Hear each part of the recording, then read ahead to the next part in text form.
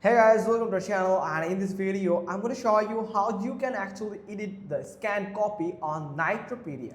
So first you have to download the Nitro PDF application on your device. Then if you have that, then you can simply click on create PDF from file. You can simply click on it, then you can add the file from here. So you can add it, or otherwise you can simply click on open. Now from here you have to select the computer where you want to add your scan copy. So make sure that your scan document has available in your computer. Now you can simply click on browse and you have to upload that scan copy. Here it is.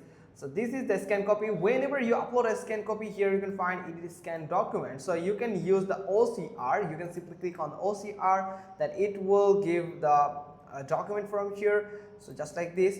Okay, thanks. From here then you can simply get this PDF. So it's not it's already added as a PDF. So let me show.